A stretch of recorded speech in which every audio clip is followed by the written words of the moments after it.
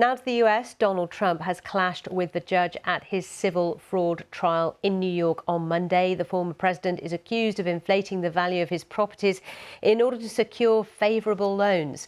The judge told him to stop treating his court appearance like a political rally. It's just one of several legal battles Mr. Trump is currently facing. Here's our North America editor, Sarah Smith. I think it went very well.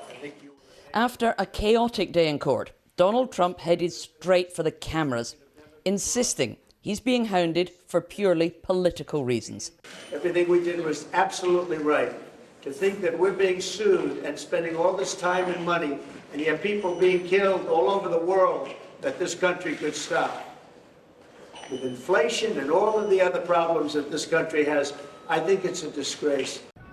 He claims the New York Attorney General who brought the charges against him is a racist who wants to stop him becoming president again. I will not be bullied. I will not be harassed. This case will go on.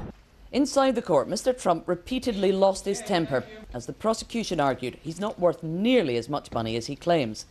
On the stand, Donald Trump has been very combative, repeatedly sparring with the judge. He's been told off for making speeches instead of answering questions. The judge told him, "This is not a political rally, it's a courtroom."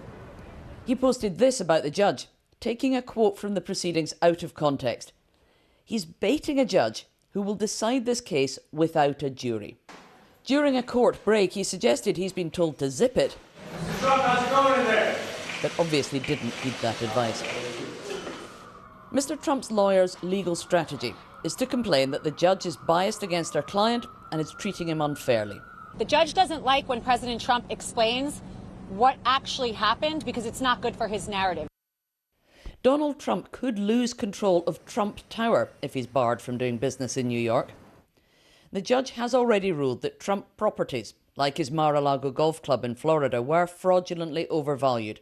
This trial will determine the penalty. But you're witnessing the most corrupt and blatant weaponization of law enforcement.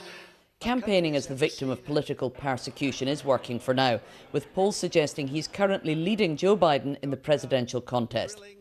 But the same surveys suggest if he's convicted for trying to overthrow the results of the last election, enough voters would switch sides to defeat him.